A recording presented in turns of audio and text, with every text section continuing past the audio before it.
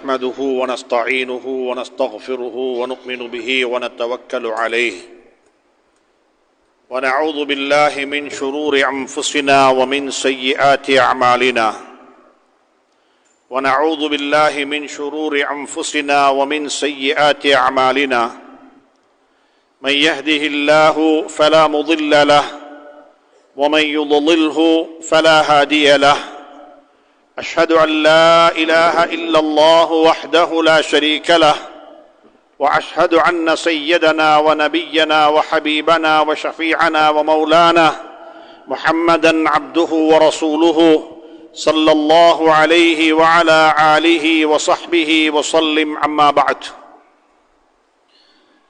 فقد قال الله تبارك وتعالى بعد أعوذ بالله من الشيطان الرجيم بسم الله الرحمن الرحيم للرجال نصيب مما ترك الوالدان والأقربون وللنساء نصيب مما ترك الوالدان والأقربون مما قل أو كثر نصيبا مفروضا صدق الله العلي العظيم. அல்லாஹ்வின் நல்லடியார்களே, அன்பு சகோதர நண்பர்களே, பெரியவர்களே, அல்லாஹுவை பயந்து அஞ்சி தக்குவா செய்து அவனால் ஏவப்பட்ட ஏவல்களை எல்லாம் எடுத்து நடக்கும்படியாகவும் வேண்டாம் என்று சொல்லப்பட்ட விளக்கப்பட்ட அத்துணை வகையான பாவங்களை விட்டும் தன்னையும் தன்னை சார்ந்தோரையும் பாதுகாத்து விலகி நடந்து கொள்ளும்படியாக முதலாவதாக எனக்கும் அப்பால் உங்களுக்கும் ஞாபகமூட்டிக் கொள்கின்றேன், வசியத்தும் செய்து கொள்கின்றேன், அன்பு கட்டளையும் பிறப்பித்துக் கொள்கின்றேன். அன்புக்குரிய இஸ்லாமிய சகோதர நண்பர்களே, பெரியவர்களே, அல்லாஹுவை அஞ்சி வாழுவது ஈருலக வாழ்வினுடைய வெற்றிக்கு காரணமாக இருக்கிறது என்ற யதார்த்தத்தை நானும் நீங்களும் புரிந்து வைத்திருக்கின்றோம். ஆனாலும் எங்களுடைய மனோ இச்சையும் உலகத்தின் மீது கொண்ட பேராசையும் அதன்படி நடப்பதற்கு தடையாக இருந்து கொண்டே இருக்கிறது. ஹராம் என்று தெரிந்ததுக்கு பிறகும் அந்த பாவத்தை திரும்பி பார்ப்பதற்குரிய காரணம் ஒன்றோ மனோ இச்சைக்கு வழிபட்டதாக இருக்கும், அப்படி இல்லை என்றிருந்தால் உலகத்தின் மீது கொண்ட பேராசையாக இருக்கும். யார் இந்த இரண்டையும் பாதுகாத்துக் கொள்வார்களோ, இந்த இரண்டையும் யார் தன்னுடைய அடிமைகளாக ஆக்கி வைத்துக் கொள்வார்களோ, தன்னுடைய மனோ இச்சையும் தனக்கு அடிமை, தன் மீது இருக்கக்கூடிய உலக பேராசையும் தனக்கு அடிமை, இந்த ரெண்டையும் யார் அடிமையாக ஆக்கிக் கொள்வார்களோ அவர்கள் அல்லாஹுடைய அடிமைகளாக மாறிவிடுவார்கள், அல்லாஹுடைய இறை பக்தர்களாக இறை நேசர்களாக மாறிவிடுவார்கள். எனவே தான் அல்லாஹ் சுப்ஹானஹு வ தஆலா குர்ஆனில் فَأَمَّا مَنْ خَافَ مَقَامَ رَبِّهِ وَنَهَى النَّفْسَ عَنِ الْهَوَى குர்ஆனில் அல்லாஹ் பிரஸ்தாபிக்கின்றான். وَأَمَّا مَنْ خَافَ அல்லாஹ்வை பயந்து அஞ்சி அல்லாஹுடைய பயத்தின் காரணமாக தன்னுடைய மனோ இச்சைகளை காலுக்கு கீழே போட்டு மிதித்து அல்லாஹுக்கு முன்னால் போய் நின்று பதில் சொல்ல வேண்டுமே, இவ்வளவு எல்லாம் எனக்கு செய்ததுக்கு பிறகும் நான் அல்லாஹுடைய கட்டளைகளை தவிடுபொடியாக்குவதா, அல்லாஹுக்கு மாறு செய்வதா என்ற உணர்வு அந்த பாவத்தை விட்டு அவனை தடுக்க வென்றிருந்தால் அல்லாஹுவே குர்ஆனில் சொல்லுகின்றான், ஃபஇன்னல் ஜன்னத ஹியல் மஅவா, அவனுடைய ஒதுங்கும் தலம் சுவர்க்கமாக இருக்கும் என்று சொல்லி. எனவே அன்புக்குரிய நண்பர்களே, சகோதரர்களே, நல்லவர்களாக வாழ்வதற்கு தடையாக இருப்பது மனிதனுடைய மனோ இச்சையும் உலகத்தின் மீது கொண்ட பேராசையும். ஹுப்புத் துன்யா ரஅஸு குல்லி ஹதீஆ ஸல்லல்லாஹு அலைஹி வஸல்லம் மிக சுருக்கமாக ஆழமாக சொன்னார்கள். பாவங்களுக்கெல்லாம் தலையான பாவம், பாவங்களுக்கெல்லாம் அடிப்படையான பாவம், பாவங்களை மனிதன் செய்வதற்கு அடிப்படையாக இருப்பது உலகத்தின் மீது கொண்ட பேராசை, உலகத்தின் மீது கொண்ட வஸ்துக்களின் மீது கொண்ட ஆசை என்ற கருத்தை ஸல்லல்லாஹு அலைஹி வஸல்லம் மிக சுருக்கமாக சொல்லிவிட்டார்கள். எனவே அன்புக்குரிய நண்பர்களே, சகோதரர்களே, அல்லாஹ் சுப்ஹானஹு தஆலா குர்ஆனில் சொல்லுகின்றான், இன்னன் நஃப்ஸ லஅம்மாரத்துன் பிஸ்ஸூ. மனிதனுடைய ஆத்மா, மனிதனுடைய உள்ளம், மனிதனுடைய ஆத்மா எப்பொழுதுமே பாவத்தை கொண்டு அவனை தூண்டிக் கொண்டிருக்கும், பாவத்தின் பக்கமாக அழைப்பு விடுத்துக் கொண்டே இருக்கும் என்ற கருத்தையும் குர்ஆன் பதிவு செய்திருக்கிறது.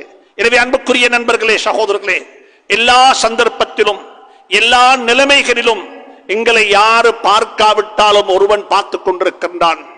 நாங்கள் பேசக்கூடிய பேச்சுக்களை யாரு கேட்காவிட்டாலும் ஒருவன் கேட்டுக் கொண்டிருக்கின்றான். எங்களின் மீது அவன் ஆதிக்கம் செலுத்திக் கொண்டிருக்கின்றான். எங்களுடைய ரிமோட் கண்ட்ரோல் அவனுடைய கையில் இருக்கிறது. யஃப்அலு மா யஷா வ யக்தாரு மா யஷா வ யக்லுகு மா யஷா. அவன் எதை விரும்புகிறானோ அதை படைக்குகின்றான், எதை தாழ்த்த விரும்புகின்றானோ அதை தாழ்த்தி விடுகின்றான், எதை கேவலப்படுத்த விரும்புகின்றானோ அதை கேவலப்படுத்தி விடுகின்றான். குர்ஆன் மிக தெளிவாக சொல்லிக் கொண்டே போகிறது. உங்களுடைய ரிமோட் கண்ட்ரோல் உங்களுடைய கையில் கிடையாது. உங்களுடைய ரிமோட் கண்ட்ரோல் அல்லாஹ்வுடைய கையில் இருக்கிறது. யஃப்அலு மா யஷா. அவன் நாடியதை செய்யக்கூடியவனாக இருக்கிறான் என்று குர்ஆன் பறைசாட்டிக் கொண்டிருக்கிறது. குர்ஆன் சொல்லுகிறது, நீங்கள் செய்வது மட்டுமல்ல, பார்ப்பது மட்டுமல்ல, கேட்பது மட்டுமல்ல, நீங்கள் நினைப்பதாக இருந்தாலும் சரி, நீங்களும் நானும் ஒன்றை நினைப்பதாக இருந்தாலும், அன்புக்குரிய நண்பர்களே, சகோதரர்களே, குர்ஆன் அழகாக சொல்லுகிறது, நீங்க ஒன்றும் கிடையாது.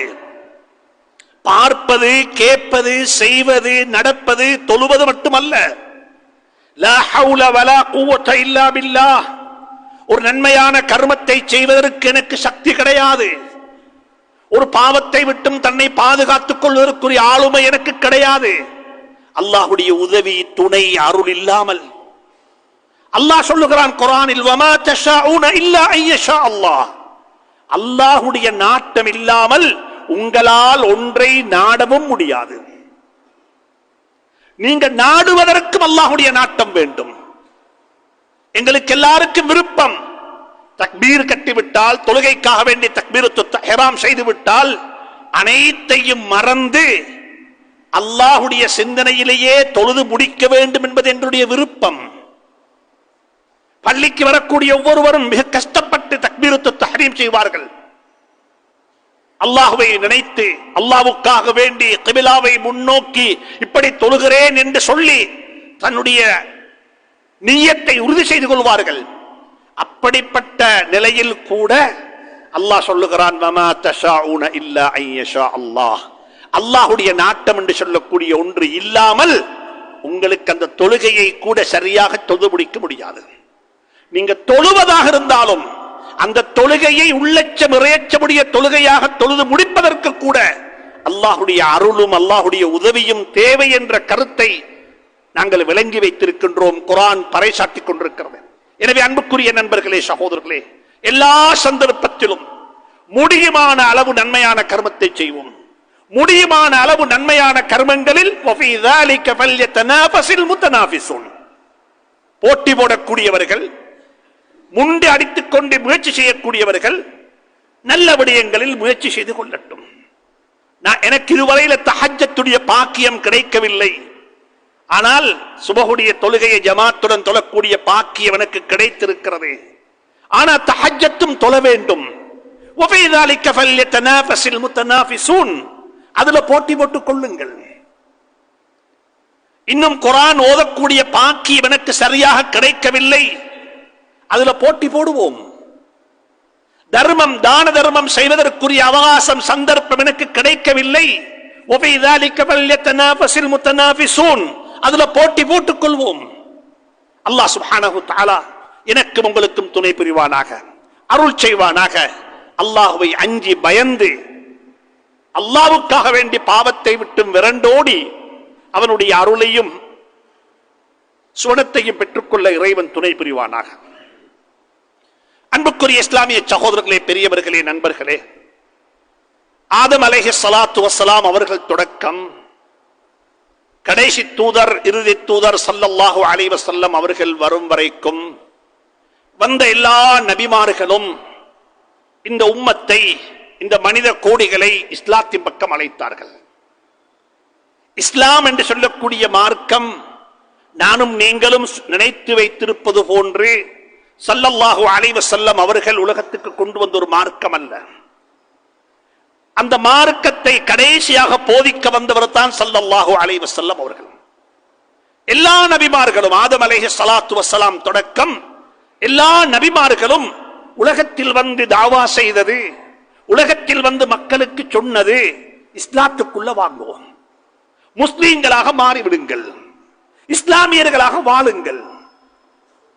அனைவரும் போதித்தது ஒரு ஏகத்துவத்தை தான், அனைவரும் போதித்தது ஒரு ருபூபியத்தை தான். நாங்கள் அல்லாஹ்வுடைய அடிமைகள், அல்லாஹ் எங்களுடைய ரப்பு, எங்களுடைய எஜமான், எங்களை பராமரிக்க கூடியவன், எங்களை நிர்வகிக்க கூடியவன், அவனுடைய நிர்வாகத்தின் கீழ் நாங்கள் வாழ்ந்து கொண்டிருக்கின்றோம்.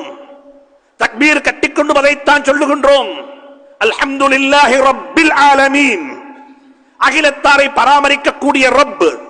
சுஜூதுல வைத்து அதைத்தான் சொல்லுகின்றோம், சுப்ஹான ரப்பியல் அலா, சுப்ஹான ரப்பியல் அலா.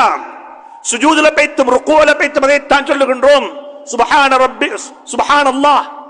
சுஜூதுல, ருக்கூல, தொழுகையில எல்லாத்திலும் சொல்றது ருபூபியத்.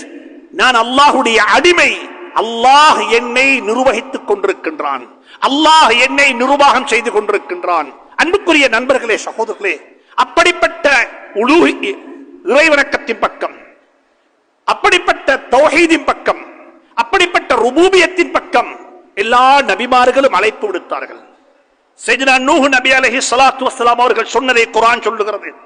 எப்படி நூஹ் நபி அலைஹிஸ்ஸலாத்து வஸ்ஸலாம் அவர்கள் தன்னுடைய சமூகத்துக்கு சொன்னார்கள், ஃபஇன் தவல்லைதும் ஃபமா சஅல்துக்கும் மின் அஜ்ரின் இன் அஜ்ரிய இல்லா அலல்லாஹ் வ உமிர்து அன் அகூன மினல் முஸ்லிமீன்.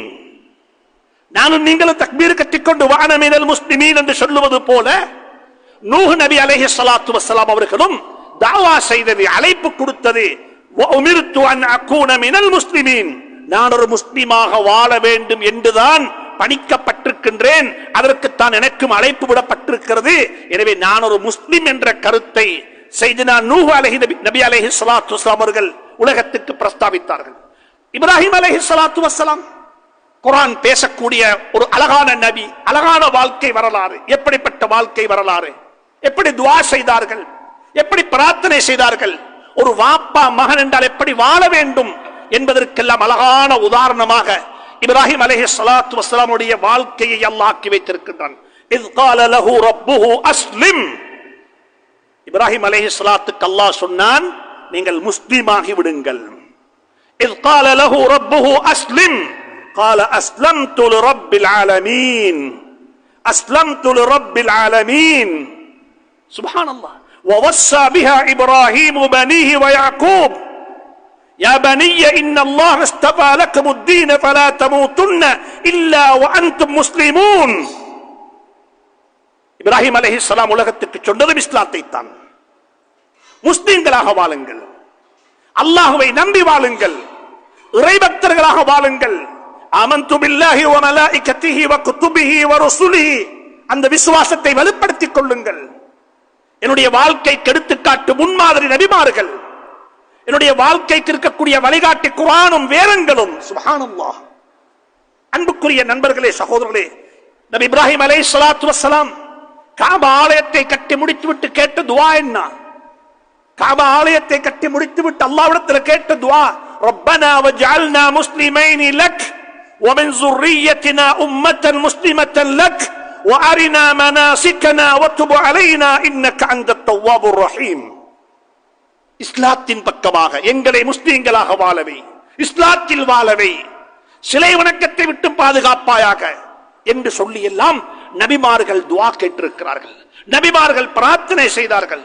மூசா அலைஹிஸ்ஸலாத்து வஸ்ஸலாம், யூத சமூகம், யூதர்கள் மூசா அலைஹிஸ்ஸலாத்து வஸ்ஸலாம் அவர்களைத்தான் தன்னுடைய நபியாக ஏற்றுக்கொண்டிருக்கிறார்கள். ஆனா குர்ஆன் சொல்லுகிறது, வகால மூசா, மூசா அலைஹிஸ்ஸலாம் சொன்னார்கள், யா கௌமி இன் குன்தும் ஆமன்தும் பில்லாஹி ஃபஅலைஹி தவக்கலு, இன் குன்தும் ஆமன்தும் பில்லாஹி ஃபஅலைஹி தவக்கலு, நீங்க அல்லாஹ்வை கொண்டு விசுவாசம் கொண்ட முஃமின்களாக இருப்பீர்கள் என்றிருந்தால் உங்களுடைய கர்மங்கள் அனைத்திலும் அவனின் மீது பறைசாட்டி விடுங்கள், அந்த கர்மத்தை அவனுக்கு ஒப்படைத்து விடுங்கள். ஒரு குழந்தைக்கு என்ன தைரியம் தெரியுமா? ஒரு குழந்தைக்கு என்ன என்ன எவ்வளவு நம்பிக்கை விசுவாசம் தகப்பனின் மீது, பெற்றோரின் மீது. என்னுடைய பெற்றோர் என்னை பாதுகாப்பார். ஒரு பெற்றோரின் மீது குழந்தைக்கு இருக்கக்கூடிய அந்த தவக்குள், அந்த பறைசாட்டுதல் என்று சொல்லக்கூடிய எப்படிப்பட்டது? என்ற வாப்பா என்னை பாதுகாப்பார். நான் சாப்பாட்டுக்காக வேண்டி அலைய வேண்டிய தேவை கிடையாது. பாடசாலைக்கு ஃபீஸ் கட்ட வேண்டும், யூனிஃபார்ம் வாங்க வேண்டும், அதற்கு நான் சஞ்சலப்பட வேண்டிய தேவை கிடையாது. அது என்னுடைய வாப்பா அந்த பொறுப்பை எடுத்திருக்கிறார் என்று சொல்லி ஒரு குழந்தைக்கு தன்னுடைய பெற்றோரின் மீது எப்படிப்பட்ட நம்பிக்கை இருக்கிறது? உளவியலாளர்கள் சொல்லுவார்கள், ஒரு ஆற்றை கடந்து போக வேண்டும், தண்ணி வளமைக்கு மாற்றமாக வேகமாக போய்கொண்டிருக்கிறது. ஆனாலும் கடலை, அந்த ஆற்றை கடந்து போகத்தான் வேண்டும். அப்படிப்பட்ட ஒரு கட்டத்தில் ஒரு வாப்ப மகனை கூட்டிக் கொண்டு கடலை, அந்த ஆற்றை கடந்து போகும் பொழுது வாப்ப மகனை பார்த்து சொன்னாரு, என்ற கையை நல்லா இறுகி பிடித்துக் கொள்ள சொல்லி. அப்ப அந்த மகன் வாப்பக்கு சொன்ன பதில் என்ன தெரியுமா? நான் உங்களோட கையை உருக்கி பிடித்துக் கொள்வதை விடவும் எனக்கு விசுவாசம் என்ன தெரியுமா? ஏண்ட கையை நீங்க பிடித்துக் கொண்டால் நான் தப்பி விடுவேன். நான் உங்களை பிடித்துக் கொண்டு கடலை, இந்த ஆற்றை கடந்து வரக்கூடிய சந்தர்ப்பத்தில் உங்களுடைய கையை விட்டு என்னுடைய கை பிரிந்து விடலாம். ஆனால் நீங்க என்ன பிடித்துக் கொண்ட விட மாட்டீங்க. அந்த குழந்தை அந்த தகப்பனின் மீது கொண்ட தவக்குள் இது. அந்த குழந்தை அந்த தகப்பனின் மீது தன்னுடைய உயிரை பணயம் வைத்து விட்டான். என்ற உயிரோட கையில் இருக்கிறது, நீங்க பாதுகாப்பீங்க. அல்லாஹ் சொல்லுகிறான், மூசா அலைஹிஸ்ஸலாம் சொன்னார்கள், ஃபஇன் குன்தும் ஆமன்தும் பில்லாஹி, நீங்க அல்லாஹ்வை கொண்டு விசுவாசம் கொண்ட மக்களாக இருந்தால் ஃபஅலைஹி தவக்கலு, அவன் மீது பறைசாட்டி விடுங்கள், அவன் மீது தவக்குள் வைத்து விடுங்கள். அவன் எங்களை பாதுகாப்பான், எங்களை கைவிட மாட்டான், எங்களை உயர்த்தி வைப்பான். வஅன்துமுல் அலௌன இன் குன்தும் முஃமினீன், நீங்க முஃமின்களாக இருந்தால் நீங்கள் தான் உயர்ந்தவர்கள், நீங்கள் கௌரவத்துக்குரியவர்கள், நீங்கள் மதிப்புக்குரியவர்கள் என்ற கருத்தை எல்லாம் குர்ஆன் மிக அழகாக பறைசாட்டி விட்டு மூசா அலைஹிஸ்ஸலாம் சொன்னார்கள், இன் குன்தும் ஃபஅலைஹி தவக்கலு இன் குன்தும் முஸ்லிமீன், நீங்க முஸ்லிம்களாக இருந்தால் அல்லாஹ் மீது பறைசாட்டி விடுங்கள். சுலைமான் அலைஹிஸ்ஸலாத்து வஸ்ஸலாம் அவர்கள், நாங்க எல்லாரும் படித்திருக்கின்றோம் வரலாறு, குர்ஆனும் பேசிக் கொண்டிருக்கிறது.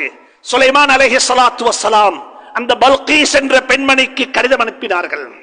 இன்னஹு மின் சுலைமான பிஸ்மில்லாஹிர் ரஹ்மானிர் ரஹீம். சுலைமான் அலைஹிஸ்ஸலாம் அனுப்பின கடிதம் குர்ஆனில் இருக்கிறது. அந்த குர்ஆனில் அழைப்பு விடுத்தார்கள், அந்த கடிதத்தில் அழைப்பு விடுத்தார்கள் பல்கீஸ் என்ற பெண்மணிக்கு. என்ன அழைப்பு விடுத்தார்கள் சொன்னால், என்ன நபியாக ஏற்றுக்கொள்ளுங்கள் என்று சொல்வதற்கு முன்னால் சொன்னார்கள், அல்லா தஅலு அலைய வஅதூனி முஸ்லிமீன், என்னிடத்தில் நீங்கள் முஸ்லிம்களாக வந்து சேர்ந்து விடுங்கள், முஸ்லிம்களாக வந்து சேர்ந்து விடுங்கள்.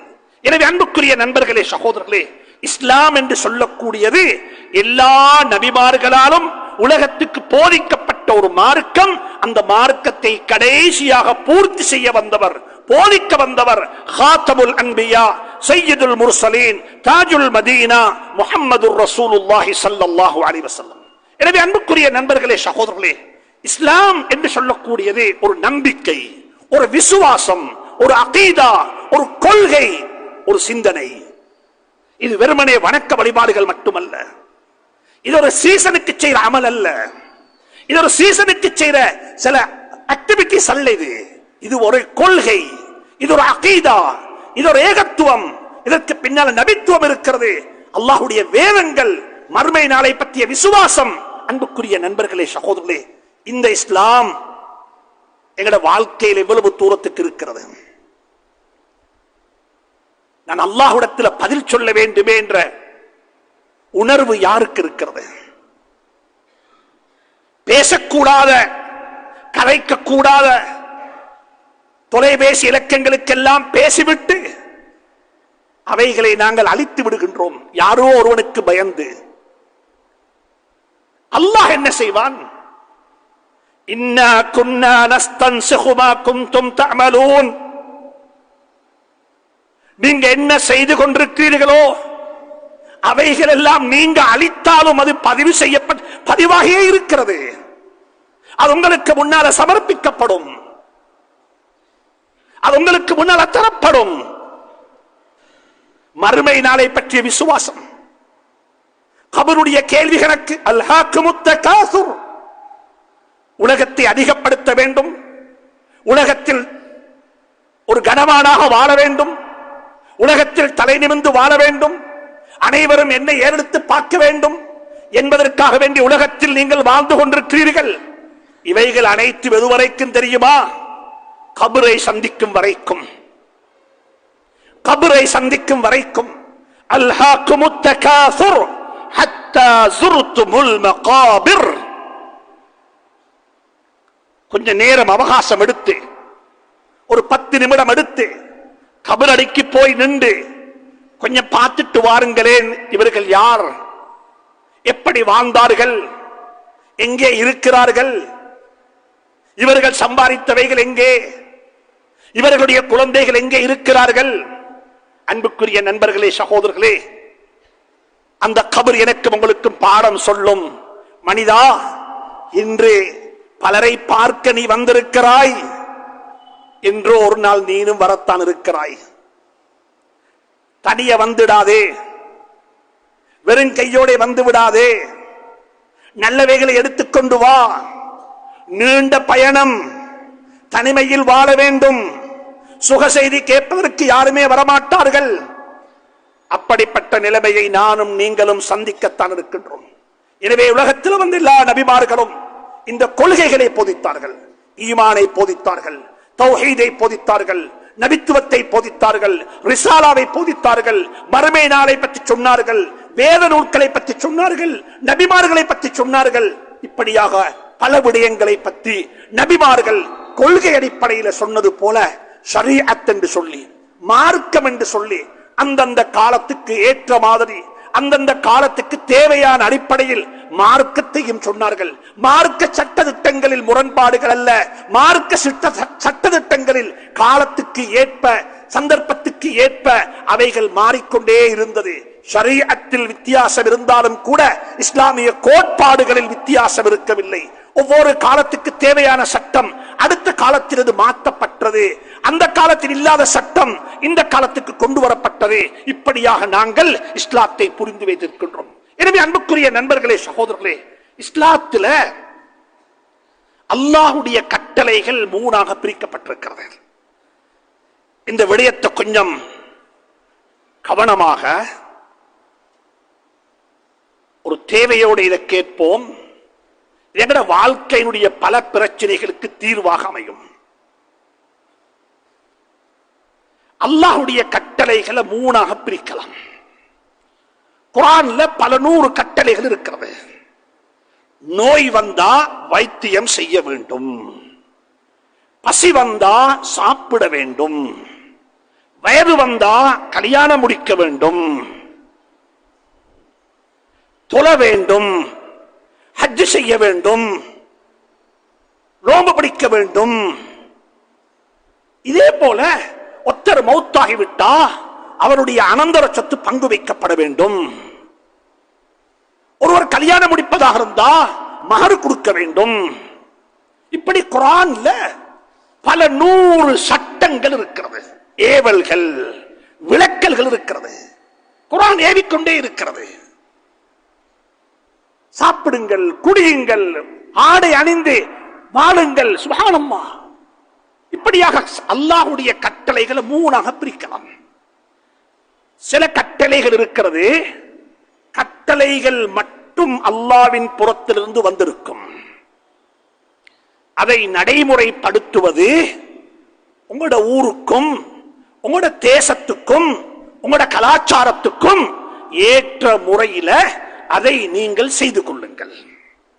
அதுல சொல்லப்பட்டிருக்கக்கூடிய அடிப்படைகளை பேணிக் கொள்ளுங்கள். உதாரணமாக, சாப்பிடுங்கள் என்று குர்ஆன் சொல்லி இருக்கிறது. இதைத்தான் சாப்பிட வேண்டும் என்று குர்ஆன் சொல்ல இல்லை. ஒட்டக இறைச்சிதான் நீங்க சாப்பிட வேண்டும். சோறு சாப்பிடுவது கூடுமா கூடாதா? மரக்கறி எது சாப்பிடுவது? உங்களோட ஊர்ல ஒட்டகம் இல்லையா? மாடு இருக்குது, கோழி இருக்குது, மீன் இருக்குது. இது ஹலாலானது, இது உங்களுக்கு சாப்பிட இயலும், இதை சாப்பிட்டுக் கொள்ளுங்க. என்ன கலாச்சாரத்தில் உங்களோட ஊர்ல அவைலபிளோ இருக்கிறதோ அதை நீங்க நடைமுறைப்படுத்திக் கொள்ளுங்கள். உடையுடுக்க வேண்டும், இதுதான் சுன்னத்தான உடுப்பு, இதைத்தான் அல்லாஹ் உடுக்க சொன்னான் என்று யாருக்கும் சொல்றதுக்கு அப்படிப்பட்ட எதுவுமே சொல்லப்பட்டில்லை. ஆனா உடையுடுக்கும் பொழுது 6 விஷயங்களை மெயின்டைன் பண்ணிக்கோங்க. ஒன்று, நீங்க உடுக்கக்கூடிய உடுப்பு உங்கள் அவுரத்தை மறைக்கக்கூடியதாக இருக்கணும். ஆண்கள் பெண்களுடைய ஆடையையும் பெண்கள் ஆண்களுடைய ஆடையையும் மாற்றி உடுக்கக்கூடாது. உடை உடுத்தால் அது உங்களோட உடம்புக்கு அது ஃபிட்டானதாக டைட்டா இருக்கக்கூடாது. இப்படியாக ஒரு உடை உடுக்கும் பொழுது இப்படி இருக்கணும் என்ற மார்க்கம் சொல்லிவிட்டு எதை உடுக்கணும்?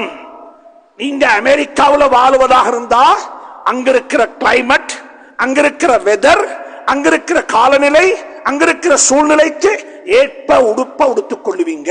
ஆனா அவுரத்தை மறைக்க வேண்டும். சாப்பிடணுமா? எது சாப்பிடணும்? கண்டியில கிடைக்கிற சாப்பாடும் கிழக்கிழங்கையில கிடைக்கிற சாப்பாடும் வித்தியாசம். எனவே அங்குள்ள மக்கள் அதை சாப்பிடுவாங்க, இங்குள்ள மக்கள் அதை சாப்பிடுவாங்க. மதீனாவுல வாழ்ந்த ஸல்லல்லாஹு அலைஹி வஸல்லம் மதீனாவுல கிடைச்ச சாப்பாட்டை சாப்பிட்டாங்க. அதனால மதீனாவுல சாப்பிட்டத்தான் நாங்க சாய்ந்த மருதிலையும் சாப்பிட வேண்டும் என்று மார்க்கம் சொல்ல இல்ல. சாப்பிடுங்கள், வீண் வரையும் செய்ய வேண்டாம்.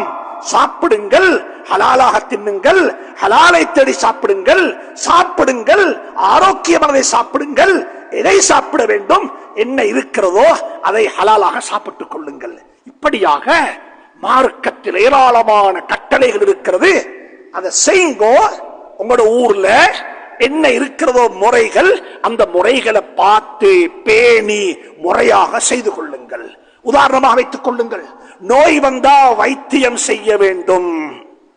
வைத்தியம் செய்ய வேண்டும். வைத்தியத்துக்கு தேன்பாணி, தேன்பாணியில மக்களுக்கு நோய் நிவாரணம் இருக்கிறது. குர்ஆன் மனிதர்களுக்கல்ல முஃமின்களுக்கு குர்ஆன்ல நோய் நிவாரணம் இருக்கிறது என்று குர்ஆன் சொன்னது போல நோய் வந்தா மருந்து செய்ய வேண்டும். எப்படி மருந்து செய்ய வேண்டும்? எதை மருந்தாக பாவிக்க வேண்டும்?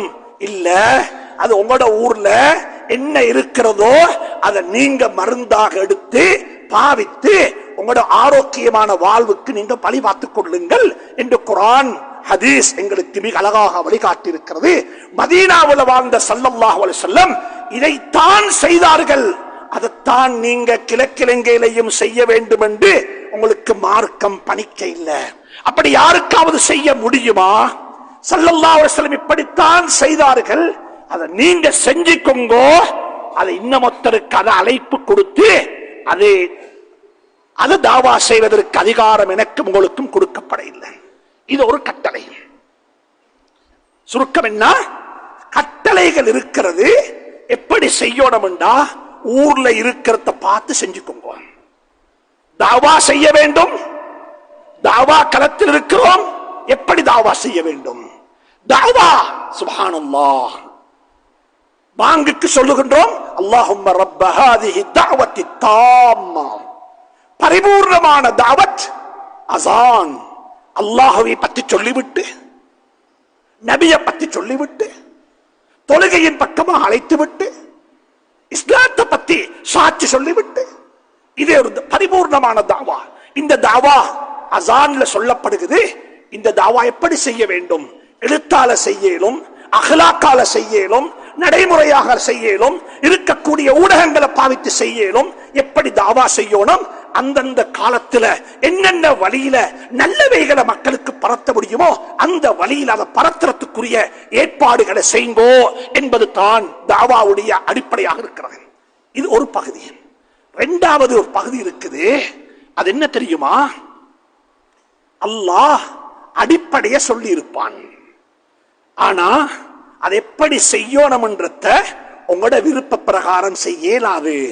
அதை நீங்க என்னுடைய ஹபீப் ஸல்லல்லாஹு அலைஹி வஸல்லம் அவர்களை பார்த்து செய்யுங்க.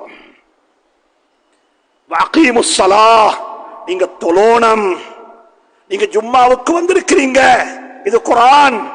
யா அய்யுஹல்லதீன ஆமனூ இதா நூதிய லிஸ்ஸலாத்தி மின் யௌமில் ஜும்ஆ. ஜும்மாவுக்காக வேண்டி அழைக்கப்பட்டா நீங்க பள்ளிக்கு ஜிக்ரின் பக்கமாக விரைந்து வாருங்கள் என்று குர்ஆன் சொல்லுது.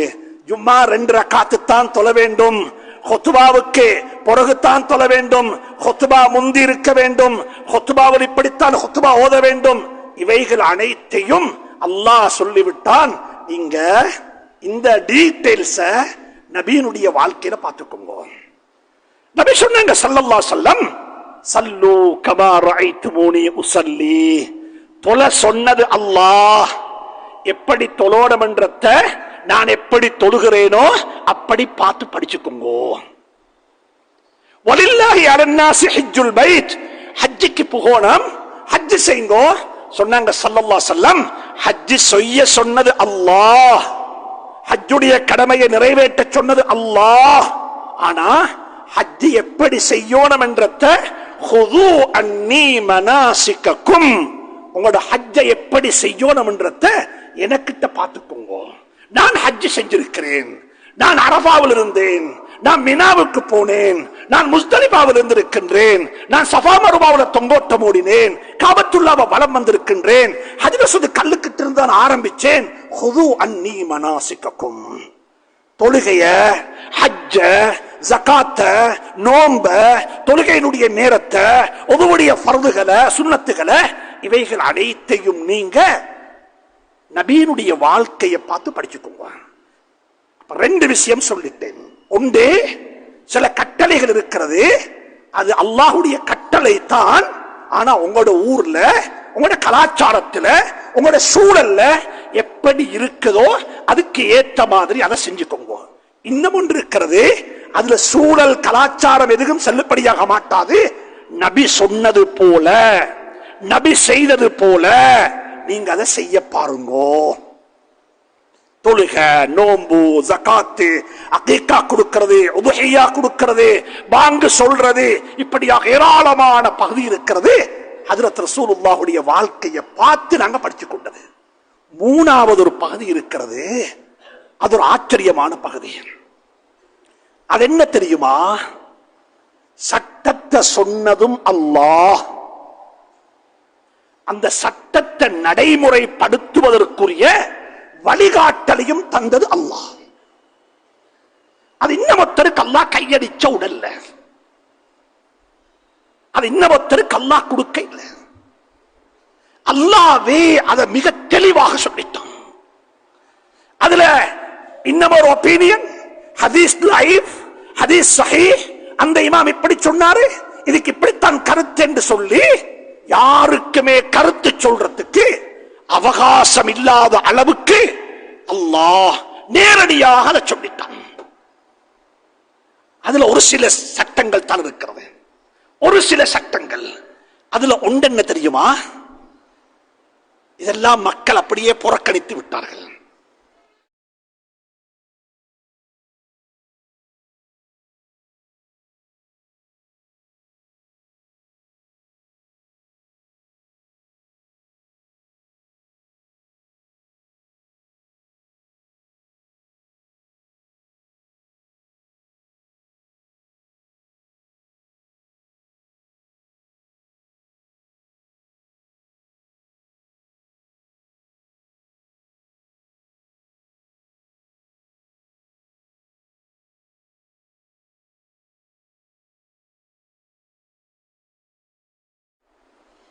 கடனை ரிகவரி பண்ணக்குள்ள அவங்க எப்படி உங்களை ட்ரீட் பண்றாங்க, இது ரெண்டும் குர்ஆன்ல பிளாக் அண்ட் ஒயிட் மிக தெளிவாக சொல்லப்பட்டது. கடன் எப்படி கொடுக்கணும், எக்ரிமெண்ட் வேணும், விட்னஸ் வேணும், பொனக்கு ஆள் வேணும், மோர்கேஜ் ஒன்று வேணும். சுப்ஹானல்லாஹ், சுப்ஹானல்லாஹ். ஒரு கடன் வாங்கக்குள்ள கடன் கேட்டு போனா فإن كان ذو عسرة فنظرة إلى ميسرة وأن تصدقوا خير لكم. குர்ஆன் மிக தெளிவாக சொன்ன ஒரு தலையங்கம் தான் கடன் கொடுக்கிறதும் கடன் வாங்குறதும் எப்படி இருக்கணும். இத அல்லாஹ்வாகவே சொல்லிவிட்டான். ஏன் தெரியுமா? காரணம், மக்கள் பிரச்சனை பண்றது அங்கத்தான். தொழாதவனும் தொழுகிறவனும் தொழுகைக்காக வேண்டி பிரச்சனைப்பட மாட்டாங்க, நோம்பு பிடிக்கிறவனும் நோம்பு பிடிக்காதவனும் பிரச்சனை பட மாட்டாங்க. வீட்டுக்குள்ள மனைவி நோம்பு பிடிக்கிறா, கணவன் நோம்பு பிடிக்க இல்ல, ரெண்டு பேரும் கோவிச்சு கொள்ளுவாங்க. ஆனா ரெண்டு பேரும் பிரிஞ்சு போக மாட்டாங்க. ஆனா ரெண்டு பேருக்கு இடையில குடுக்கல் வாங்கல் நடந்தா அது எழுத்துல வரணும், அதுக்கு விட்னஸ் வேணும், அதுக்கு சாட்சி வேணும், அது எழுதப்பட வேண்டும், அதுக்கு பணம் வேணும், அதுக்கு மோர்கேஜ் வேணும். சுப்ஹானல்லாஹ், இதெல்லாத்தையும் குர்ஆன் மிக தெளிவாக சொல்லி இருக்குது. இதே போலத்தான் இன்னும் ஒரு தலையங்கம். அது என்ன தெரியுமா? இத கொஞ்சம் கவனத்துக்கு எடுங்கோ. ஹராம் ஹலால் என்றத நாங்க பேசுறது லேசி. ஹராம் ஹலால் என்றத பேசுறது லேசி. யாரு நடைமுறைப்படுத்த போறாங்க? நாங்க எல்லாரும் ஓதுவோம் குர்ஆன். குர்ஆன் ஓதுறது லேசி, குர்ஆனை படிக்கிறது லேசி, அதை படிச்சு எக்ஸாம் எழுதுறது லேசி, அதுல ஒரு சர்டிபிகேட் வாங்குறது லேசி. ஆனா குர்ஆனை நடைமுறைப்படுத்துறது, குர்ஆன் படி வாழ்றது, பேசக்கூடிய எனக்கும் அல்லாஹ் துணை புரிவானாக. வல்லாஹி தேவையோட பேசுறேன், எனக்கு தேவை என்று பேசுறேன். குர்ஆன் சொல்லுது, சப்ஜெக்டுக்கு வெளியாக சொல்றேன். குர்ஆன் 2 சூறாக்கள் ஆரம்பிக்குது, உனக்கு நாசம் உண்டாகட்டும் என்று சொல்லி. அருளாளன், கருணையுடையவன், தாயை விட இறக்கமுடையவன், பிஸ்மில்லாஹிர் ரஹ்மானிர் ரஹீம் என்று சொல்லி சூறாவை ஆரம்பித்து அடுத்த அடி என்ன தெரியுமா? நாசம் உண்டாகட்டும் 2 பேரும் மீது. 2 சூரா, நாங்க 2ஐயும் தொழுகையில் ஓதுறதுதான். ஒன்று சூரத்துல் ஹுமஸா, வைலுன் லிகுல்லி ஹுமஸத்தின் லுமஸா. இன்னும் ஒரு சூரா வைலுன் லில் முத்தஃபிஃபீன், அளவை நிறுவையில் குறை செய்யக்கூடிய மக்களுக்கு நாசம் உண்டாகட்டும்.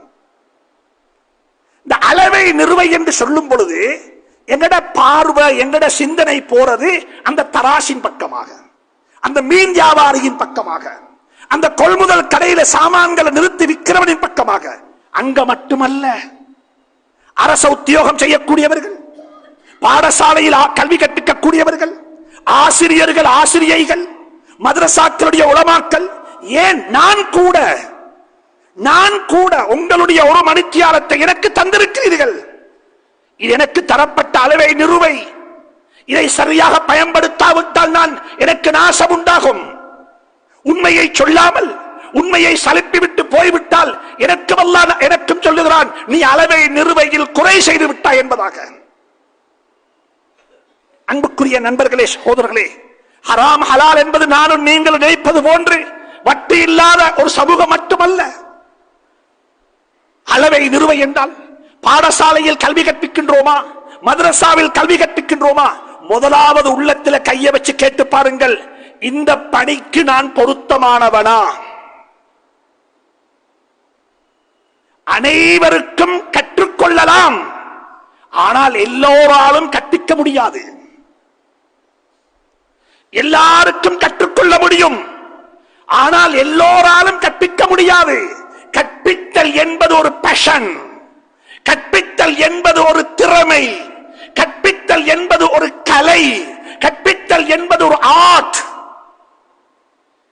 இது யாருக்கு இருக்குதோ அவங்க தான் செய்யணும். ரஹிமல்லாஹு இம்ரான் அலிம கத்ர நஃப்ஸிஹி, நான் யார் என்பதை புரிந்து கொண்டவனுக்கு அல்லாஹ் அருள் செய்வானாக.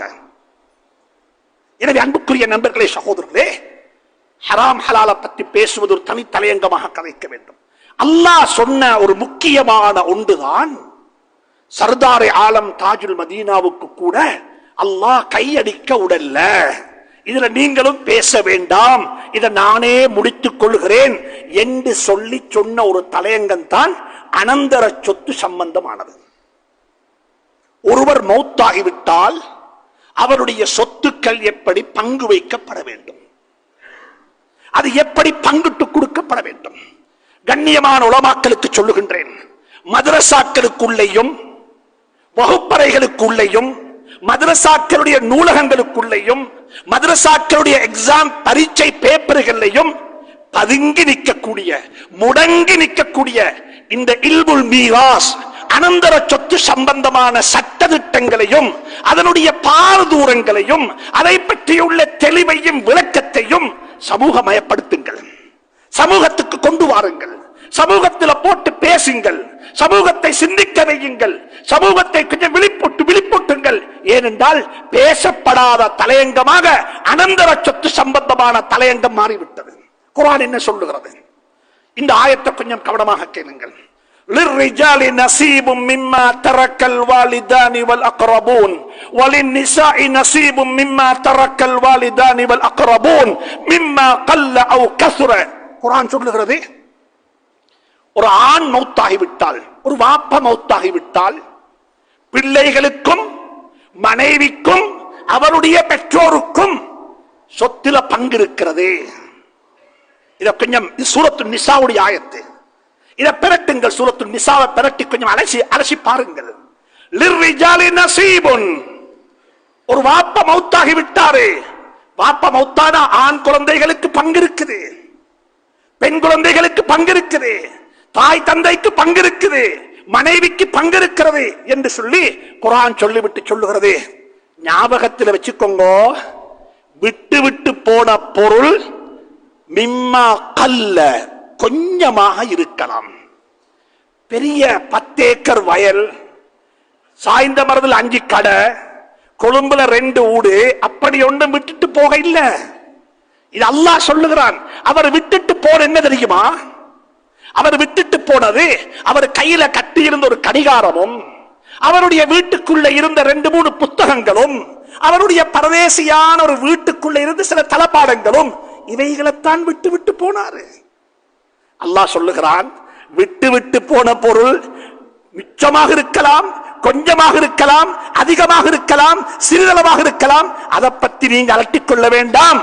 அவர் விட்டு விட்டு போன பொருட்கள் அனைத்தும் கணக்கு பார்க்கப்பட்டு அது முறையாக பங்கு வைக்கப்பட வேண்டும் என்பதை அல்லாஹ் எப்படி தெரியுமா சொல்லுகிறான்? உலமாக்கள்கிட்ட போய் கொஞ்சம் கதை கவனமாக கேட்டு பாருங்கள். அல்லாஹ் எப்படி சொல்லுகிறான் தெரியுமா? இந்த வார்த்தையை பாருங்கள், இந்த வார்த்தையினுடைய சூசகத்தை பாருங்கள். அல்லாஹ் சொல்லுகிறான், தொழுகையை பற்றி சொல்லக்குள்ள, இப்ப நான் பள்ளிக்கு வந்ததும் கேட்டேன், எத்தனை மணிக்கு பள்ளியில பாங்கு சொல்லுவாங்க, அசான் சொல்லுவாங்க சொல்லி. எனக்கு யாரும் சொல்ல, 12 மணிக்கு சொல்லுவாங்க சொன்னாங்க. எப்படி தெரியுமா? 11:59 தான் இன்றைக்கு அசானுடைய நேரம். 11:51.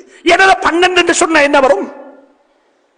எத்தனை மணிக்கு இஃப்தார் என்று கேட்டா 6:28 6:30 சொல்ல மாட்டாங்க, 6:28. எத்தனைக்கு சஹர் முடியும்? சஹர் முடிவு 4:49 நிமிட கணக்கை சேர்த்துத்தான் சொல்லுவார்கள். குர்ஆன் சொல்லுகிறது. அதுக்கு காரணம் என்ன தெரியுமா?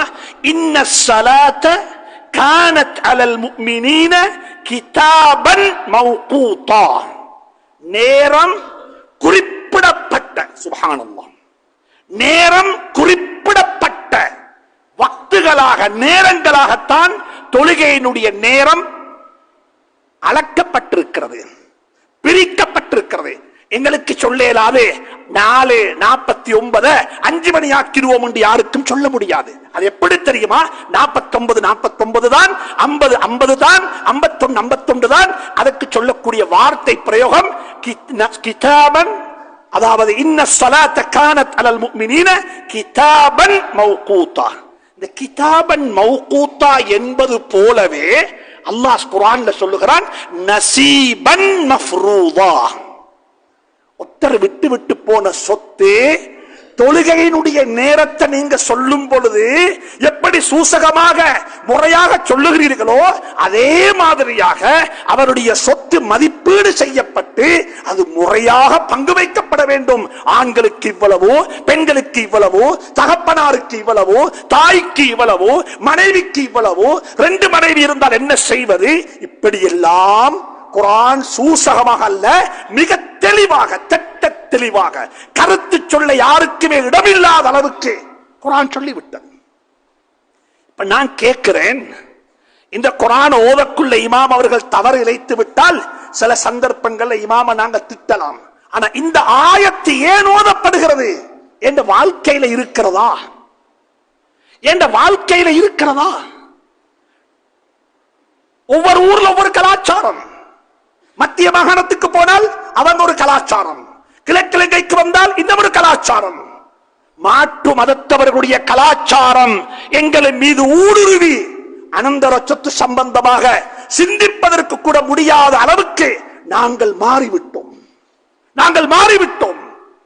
இஸ்லாம் ஹராம் ஹலாலை சொல்லும் பொழுது மிக தெளிவாக சொன்னதுதான் அனந்தர சொத்து எப்படி பங்கு வைக்கப்பட வேண்டும், அனந்தர சொத்து எப்படி பங்கிட்டு கொடுக்கப்பட வேண்டும், அனாதைகளுடைய சொத்தாக இருக்கலாம், விதவைகளுடைய சொத்தாக இருக்கலாம், எப்படி பங்கிட்டு கொடுப்பது. எனவே அன்புக்குரிய நண்பர்களே, சகோதரர்களே, குர்ஆனில் சொல்லிவிட்டு சொல்லுகிறது, வல்யஹ்ஷல்லதீன லவ் தரகு மின் ஹல்ஃபிஹிம் ஸுர்ரியத்தன். அனந்தர சொத்தில விளையாட வேண்டாம். நீங்க தொழாவிட்டால் அல்லாஹ் மன்னித்து விடலாம். அதற்காக வேண்டிய தொழுகை யாரும் கலா செய்து விட வேண்டாம். தொழுகைக்கும் இஸ்லாத்துக்கும் இடையில் உள்ள அடையாளமே தொழுகைதான். குஃபருக்கும் இஸ்லாத்துக்கும் இடையில் உள்ள அடையாளம் தொழுகைதான்.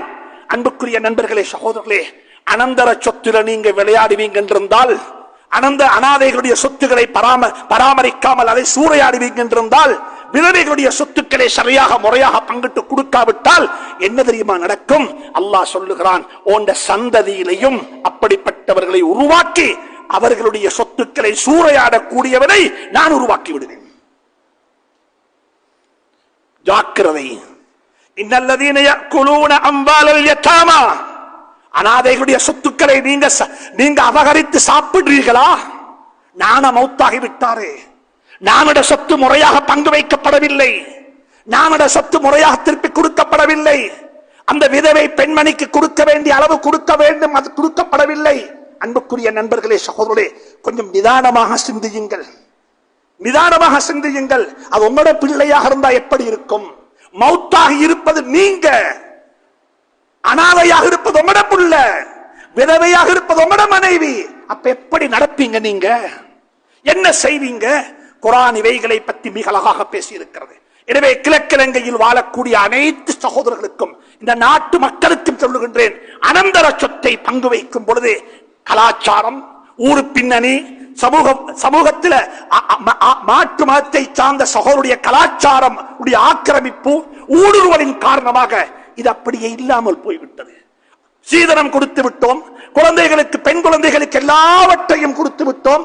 அனந்தர சொத்தாக பங்கு வைப்பதற்கு எதுவுமே இல்லை என்று சொல்லி யாரும் கதைகள் சொல்ல வேண்டாம். அப்படி நீங்க சொல்லுவதாக இருந்தால் அனந்தர சொத்தினுடைய சட்ட திட்டங்கள் மூடப்பட்டுவிடும், அழிக்கப்பட்டுவிடும். எனவே அன்புக்குரிய நண்பர்களே, சகோதரர்களே, இந்த விடயத்தில் ரொம்ப ஜாக்கிரதையாக இருந்து கொள்ளுங்கள். இன்னும் ஒன்றையும் கேட்கிற உதாரணத்துக்கு விளங்கிக் கொள்ள கேட்கின்றேன். ஹராம் ஹலால் தெரிய வேண்டும் என்று கதைக்கின்றேன். உதாரணமாக வைத்துக் கொள்ளுங்கள். உங்களோட ஊர் பள்ளியில தான் ஒரு நிக்காஹ் நடக்குது. உதாரணத்துக்கு குர்ஆனை விளங்கப்படுத்த உபமானம் சொல்லுகின்றேன்.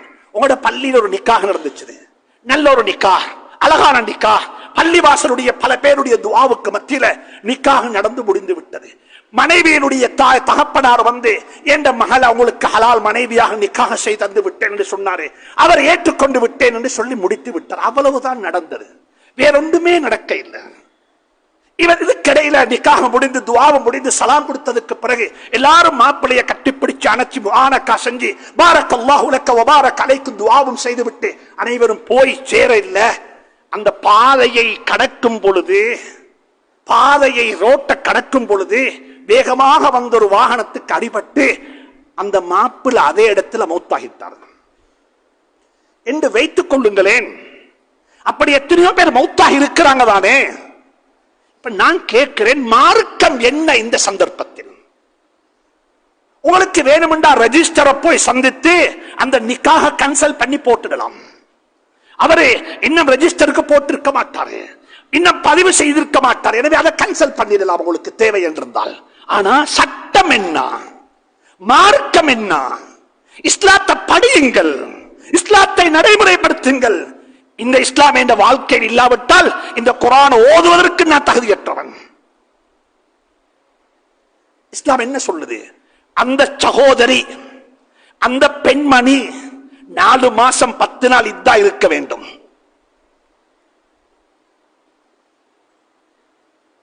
சுப்ஹானல்லாஹ். ஒரு வார்த்தை தானே, ஒரு வார்த்தை. என்ற மகள் உங்களுக்கு நிக்காஹ் செய்து தந்து விட்டேன், கபில்து நிக்காஹா, அவ்வளவு தான், வேறொன்று நடக்க இல்லை. அந்த பெண் 4 மாசம் 10 நாள் இத்தா இருப்பாள். அவளுக்கு இத்தா இருப்பது போல கணவனுடைய மௌத்தாகி போன மையத்தினுடைய குடும்பத்தார் என்ன செய்ய வேண்டும்? அவர் விட்டு விட்டு போன அவருடைய சொத்துக்கள், அவருக்கு வர வேண்டிய அவருடைய கம்பெனியால கிடைக்க இருக்கின்ற அந்த இபிஎஃப் ஆக இருக்கலாம், எதுவாக இருந்தாலும் கம்பன்சேஷன், எந்த பணமாக இருந்தால் அனைத்தும் ஒன்று சேர்க்கப்பட்டு அன்புக்குரிய நண்பர்களே, சகோதரர்களே, பெரியவர்களே, மார்க்கத்தை படியுங்கள், தீனை படியுங்கள். பெண்களை மார்க்கம் எங்கே வைத்திருக்கிறது என்பதை பார்த்துக் கொள்ளுங்கள். என்ன தெரியுமா செய்ய வேண்டும்?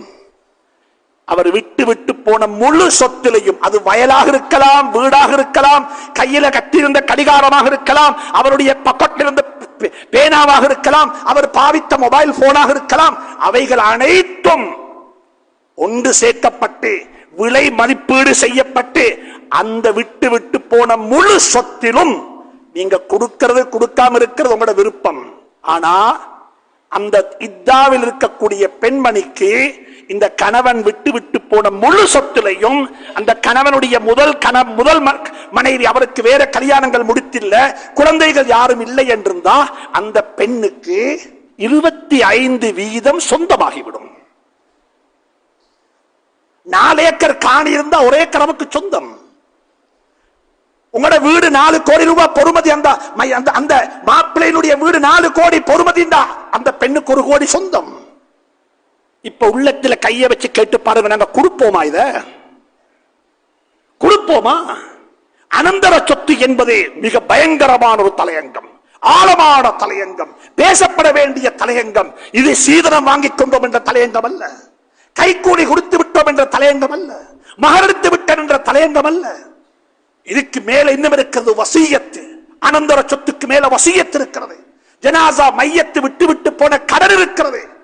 ஒன்று இருக்கிறது, பள்ளிவாசல்ல ஜனாசாக்களை வைத்துக் கொண்டு மையத்தினுடைய கடனை பற்றி சொல்லுவார்கள். ஞாபகத்தில் வச்சுக்கோங்க, மையத்துக்கு நீங்க கொடுக்க வேண்டிய கடனை உங்களுக்கு மன்னித்து விடலாம். அவரே போய்த்தாரு, எனக்கு அவர் தர வேண்டிய பணம் தேவையில்லை என்று சொல்லி அந்த பணத்தை உங்களுக்கு மன்னித்து விடலாம்.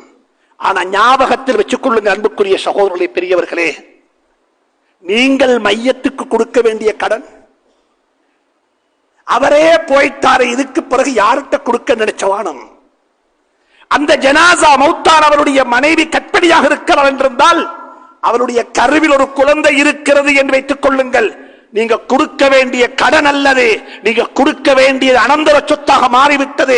அந்த அனந்தர சொத்துல அந்த மனைவியினுடைய கருவில் இருக்கக்கூடிய அந்த குழந்தைக்கும் பங்குகள் இருக்கிறது என்பதை மறந்து விட வேண்டாம். எனவே அல்லாஹ் சுப்ஹானஹு தஆலா உண்மையை உண்மையாக விளங்கி அறிந்து செயல்பட துணை புரிவானாக. அந்த கேடுகெட்ட தொழிலை விட்டு அல்லாஹ் எங்களை பாதுகாப்பானாக. அந்த நாசத்தை விட்டு அல்லாஹ் என்னையும் எங்களுடைய குடும்பங்களையும் பாதுகாப்பானாக. அனந்தர சொத்துக்களை முறையாக தெரிந்து அறிந்து எப்படி பங்கு வைக்கப்பட வேண்டும் அந்த அடிப்படையில் அதை பங்கிட்டு பகிர்ந்து கொடுத்து அல்லாஹுடைய பொருத்தத்தை பெற்றுக்கொள்ள அல்லாஹ் துணை புரிவானாக. சுருக்கம் என்னவென்று சொன்னால், கட்டளைகள் 3. சில கட்டளைகள் இருக்கிறது, உங்களோட ஊருக்கு ஏற்ற மாதிரி செய்து கொள்ளுங்கள். 2வது கட்டளை இருக்கிறது, நபியிடத்தில் படித்துக் கொள்ளுங்கள். 3வது கட்டளை இருக்கிறது, அது என்ன தெரியுமா? அது அல்லாஹுவாகவே சொன்ன கட்டளை.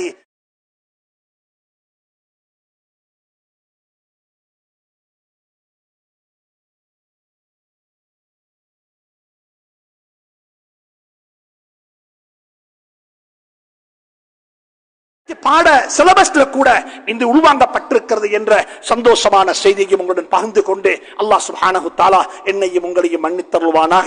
யா அல்லாஹ் எங்களை பொறுத்தருள்வாயாக, பாவத்தின் மீது வெறுப்பை ஏற்படுத்துவாயாக.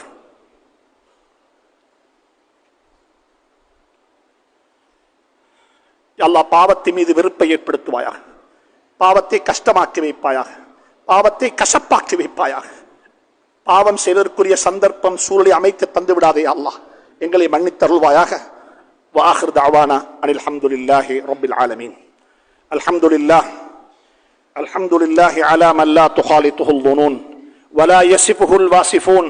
அஷ்ஹது அன் லா இலாஹ இல்லல்லாஹு வஹ்தஹு லா ஷரீக லஹ் وأشهد أن سيدنا ونبينا وحبيبنا وشفيعنا ومولانا محمدا عبده ورسوله صلى الله عليه وعلى آله وصحبه وسلم. اللهم صل على محمد وعلى آل سيدنا محمد كما صليت على إبراهيم وعلى آل إبراهيم وبارك على محمد وعلى آل محمد كما باركت على إبراهيم وعلى آل إبراهيم إنك حميد مجيد. عباد الله، أوصيكم وإياي بنفسي بتقوى الله. وحدوا الله تعالى فإن التوحيد رأس الطاعات، واتقوا الله تعالى فإن التقوى ملاك الحسنات. ومن يتق الله يجعل له مخرجا ويرزقه من حيث لا يحتسب، ومن يتوكل على الله فهو حسبه، إن الله بالغ أمره، قد جعل الله لكل شيء قدرا. وقد قال الله تبارك وتعالى بعد أعوذ بالله من الشيطان الرجيم: يريدون ليطفئوا نور الله بأفواههم والله متم نوره ولو كره الكافرون. أقول قولي هذا وأستغفر الله لي ولكم ولسائر المسلمين فاستغفروه إنه هو الغفور الرحيم.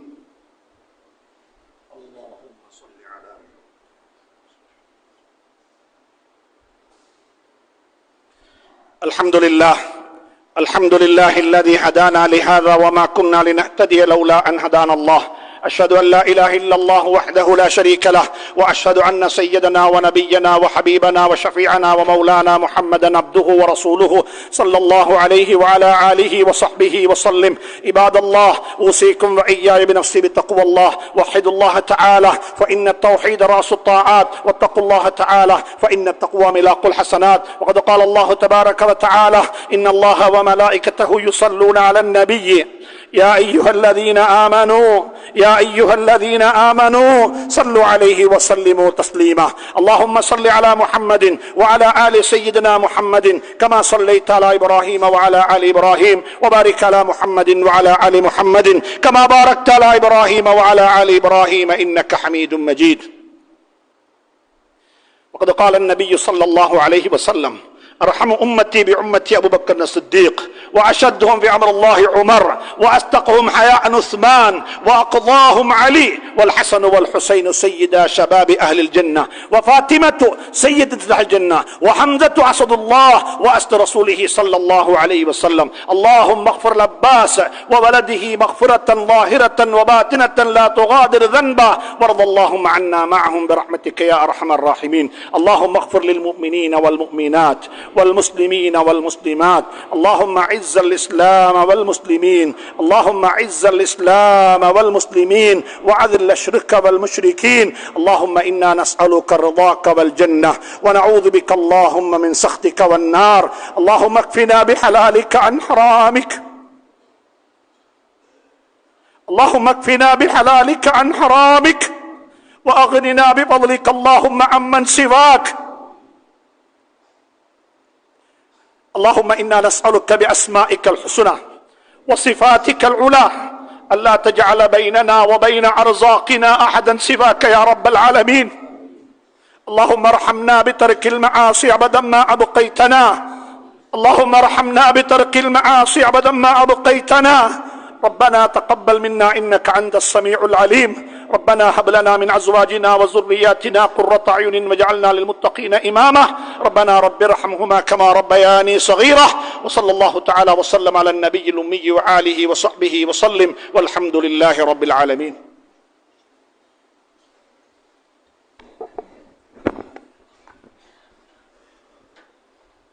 الله أكبر، الله أكبر، أشهد أن لا إله إلا الله، أشهد أن محمدا رسول الله. حي على الصلاة، حي على الفلاح، قد قامت الصلاة، قد قامت الصلاة. الله أكبر، الله أكبر، لا إله إلا الله. استقيموا صفوفكم رحمكم الله، استقيموا صفوفكم رحمكم الله.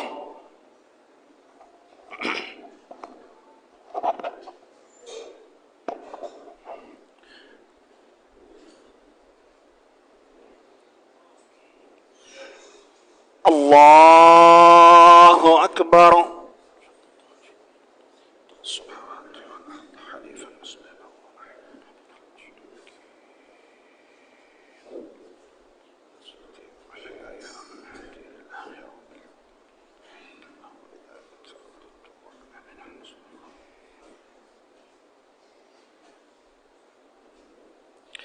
بسم الله الرحمن الرحيم الحمد لله رب العالمين الرحمن الرحيم مالك يوم الدين إياك نعبد وإياك نستعين اهدنا الصراط المستقيم صراط الذين أنعمت عليهم غير المغضوب عليهم ولا الضالين.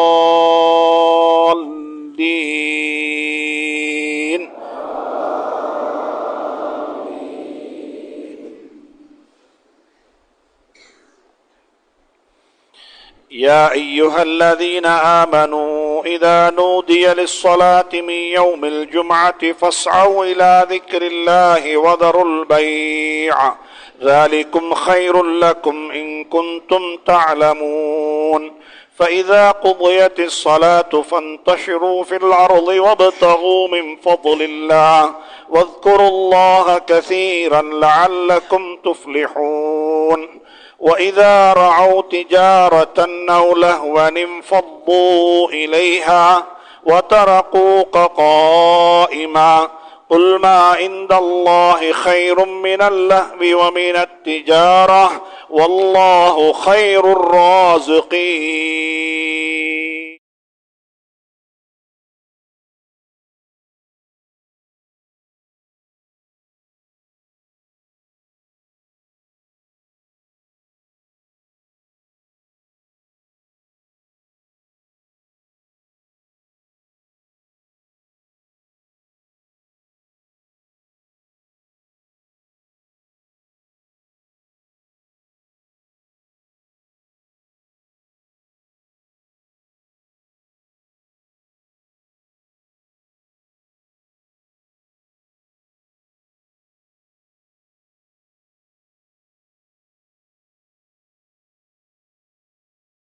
الله أكبر.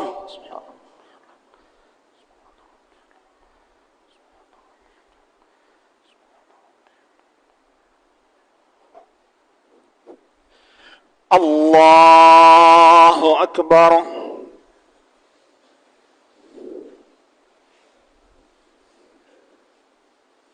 بسم الله الرحمن الرحيم الحمد لله رب العالمين الرحمن الرحيم مالك يوم الدين إياك نعبد وإياك نستعين اهدنا الصراط المستقيم صراط الذين أنعمت عليهم غير المغضوب عليهم ولا الضالين.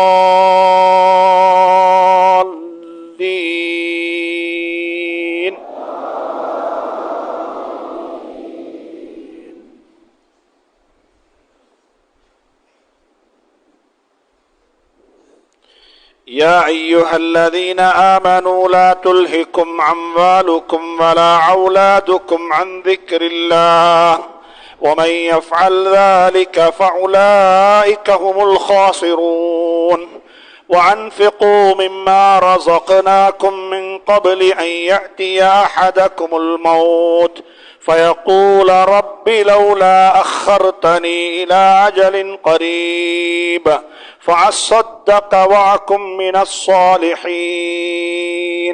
ولن يؤخر الله نفسا إذا جاء أجلها والله خبير بما تعملون. الله أكبر.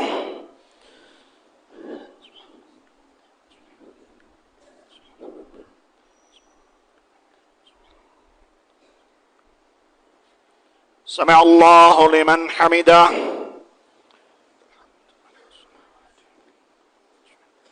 الله أكبر.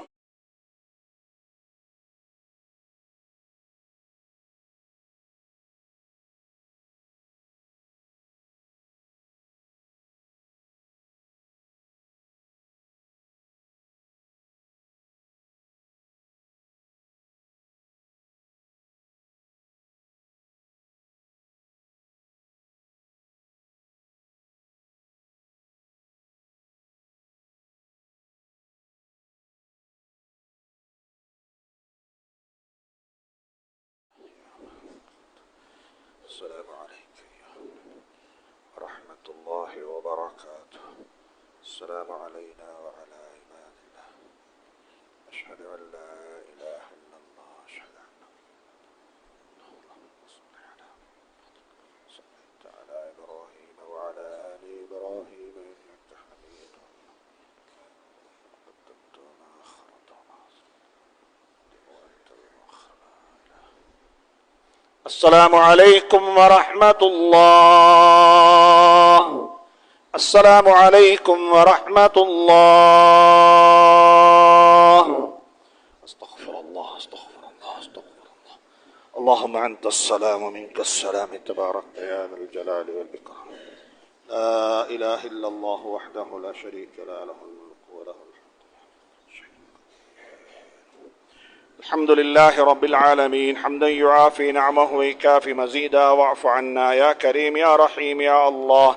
اللهم صل على رسولك سيدنا ونبينا ومولانا محمد وبارك وسلم عليه.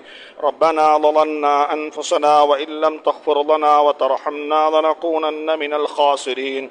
اللهم إنا نسألك من خير ما سألك منه عبدك ونبيك محمد صلى الله عليه وسلم، ونعوذ بك اللهم من شر ما استعاذك منه عبدك ونبيك محمد صلى الله عليه وسلم.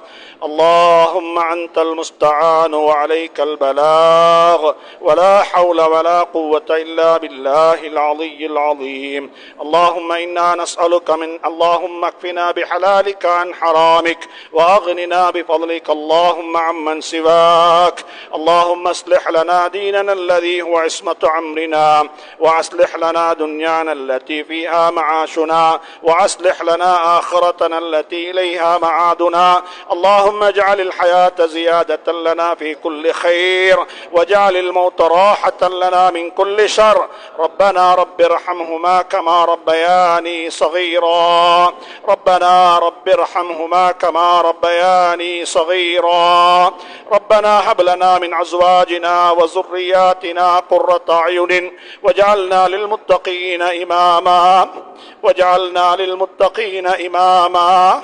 واجعلنا للمتقين إماما. ربنا رب ارحمهما كما ربياني صغيرا. وصلى الله تعالى وسلم على النبي الأمي وعلى آله وصحبه وسلم، والحمد لله رب العالمين.